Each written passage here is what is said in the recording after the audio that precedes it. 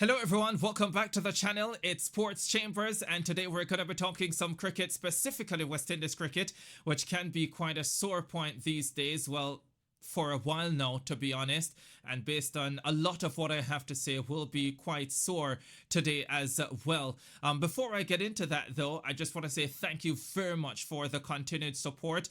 Continue to subscribe, to like, to comment on the content, and we will continue to bring you some great analysis, interviews, explanations of all things sports, and we'll be bringing you issues that you probably didn't even realize were issues. And as usual, lots of information because we know you are craving what is happening on the ground, and we'll be bringing as much of that to you as possible.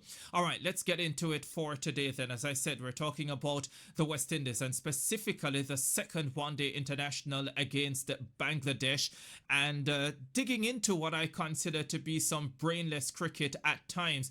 I want to say though that credit must go to the captain, Sheikh Hope, Akil Hussain, Justin Graves, for rescuing the West Indies from 133 for 7 to get to their 213 runs initially to tie the match and then get into the super over, and to get West Indies in a position where they needed just 5 runs from the final over, and at that stage they were odds-on favourite to go on and win the match. But I would say in true West Indies fashion, we didn't play the smartest cricket. And I want to zone in specifically on Akil Hussain, because I am watching the match and I'm thinking to myself, what is Akil Hussain thinking? So West Indies needed 6 runs from, or 5 runs from 6 deliveries.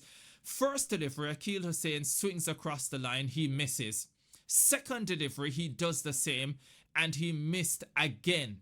And I'm thinking, what is he doing? Now, mind you, he did hit a 6 earlier in the contest, a couple overs before, playing a similar shot. So I understand that there might have been some amount of confidence in an ability to play the shot. But you require 5 runs from 6 deliveries. Now, finally, the third delivery of the over, he manages to squeeze it out to backward point and they scramble a single. Shea Hope then gets a single, and Akil Hussain comes on strike. And this is where the absolute brainlessness comes into the situation for me, because Akil tries to play the same shot, swinging across the line, trying to get the ball over deep mid-wicket, forward square leg, missed again, and this time he's bowled, and it leaves the West Indies in a situation where they required 3 runs from the final delivery to win it. Thankfully, a catch was put down and they were able to scramble to Carripier and the captain Shea Hope, and West Indies managed a tie. But even in that situation, I also wondered whether Hope and Pierre should have been looking for the 3rd run to win the match. Obviously, the Bangladeshis were disappointed the catch went down, and for me, there was an opportunity to at least try and scramble the 3rd and win the match outright without going into the super over. So again, that was another disappointment for me. And it was just difficult to watch. It was just difficult to watch. And I tell you something, you know what? When I was a youngster growing up, it was a regular thing to hear that the West Indies are about to turn the corner, or they get a win and they are turning the corner now, having won a series or won a big game, or when they won the ICC Champions Trophy in 2004, they are turning the corner and there would be optimism, there would be hope. I am at a stage where I have no hope in West Indies cricket, where there is no optimism on my part.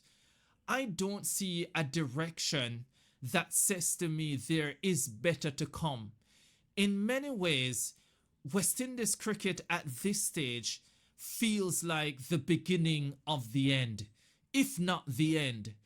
And that is so difficult for me to admit, because I'm a lover of cricket. And it doesn't matter when, it doesn't matter what time the West Indies are playing. I am up, I am watching. And generally, I'm hoping that things will turn around. I don't have that hope anymore. And if I'm not having that hope, and I consider to be myself one of the greatest lovers of West Indies cricket, then I can just imagine normal fans out there or individuals who didn't really grow up as fans of West Indies cricket or lovers of cricket. And we're having more and more young people who are coming through who are way more interested in other sports, especially the American sports, the NBA, baseball, and American football, all of that. And so, by that alone, West Indies cricket has lost many fans.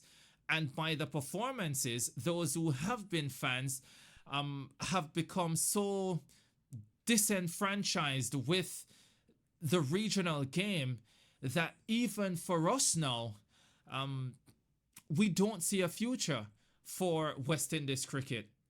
There were a few other things in the second one day international against Bangladesh.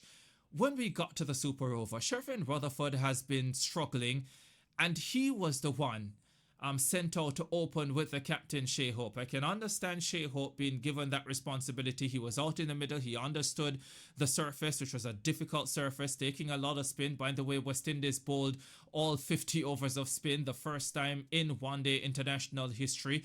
So I could understand Hope opening the batting. But Rutherford, who has been struggling this campaign, that was a shocker. Not when you have someone like Alec Athanaze, who has spent quite a bit of time in the middle, who seems to understand how to play the spinners, how to handle the conditions, and so on. So I couldn't understand that decision either. And then there was another thing that struck me as well, and this is relating to the coach, Darren Sammy. And we know by now that this is what the former T20 captain Rovman Powell had an issue with, of Sammy being both captain and coach. And we saw it today where Sammy was very involved, maybe in my opinion, and I could be wrong, more involved than he should be, because I think the responsibility of the coach is to prepare the team physically, mentally, technically, to go out there and execute, and the job of the captain is to lead them on the field and make those tough decisions. Now, I could be wrong, but there was a point where the captain Shea Hope even looked a little bit annoyed to me after he had set his field, and Sammy was gesticulating for him to make a change. I think the change was eventually made, but I think Darren Sammy has to get to the stage where he is allowing his captain to captain. That's why you select him. You should not select a captain because you can control them. You should select a captain because you feel they have the acumen, they have the know-how, they have the understanding of the game to lead the team throughout the course of the contest, and most importantly, in those tight, difficult situations. And I'm not suggesting that the coach should not have pointers. I'm not suggesting that the coach can't make recommendations, but it must be the job of the captain to lead the team through those difficult situations. And it cannot be that every single time the West Indies gets into a difficult situation, then Darren Sammy injects himself overly, unnecessarily, in my opinion, sometimes, and too much, to the point where it seems he is taking over the role of the captain and he's becoming Captain Darren Sammy and Coach Darren Sammy. And I really do believe he has to find a way to separate the roles and allow the captain to captain the team.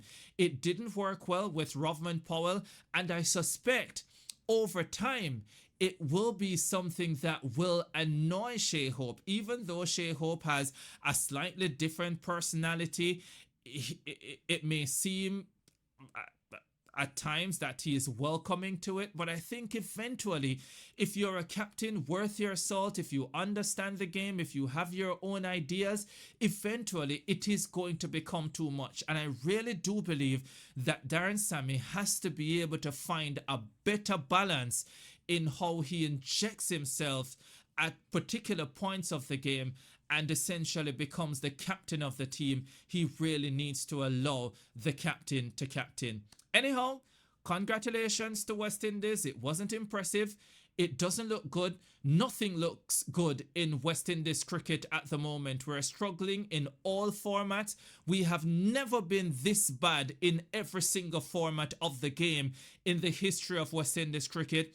Never before in the history of West Indies cricket have we operated without a world-beating batsman, and we don't have a world-beating batsman in any format of the game right now. Yes, I said what I said, and I mean what I said. We don't have a world-beating batsman in any format of the game right now. Show me one. I know that some individuals will make a case for Shea Hope in the 50 over format of the game. And yes, he is a quality player. He's a very good player, but I don't consider him to be a world-beating batsman. Not in the way that you would consider George Headley, Sir Viv Richards, Brian Lara, or even Chris Gayle. And I shouldn't say even Chris Gayle or Chris Gayle in the T20 format or the 50 over format. He is a fantastic player, but I don't think he's a world-beating player. And we lack that in West Indies cricket at the moment. Everywhere you look, it is bad. And yes, there's a good unit of fast bowlers, especially for the test format. But because they are playing so much cricket for West Indies at the test level, 50 over level, and sometimes T20 cricket as well, they are playing franchise cricket. It's no surprise that they have gotten injured, and that will continue to be an issue.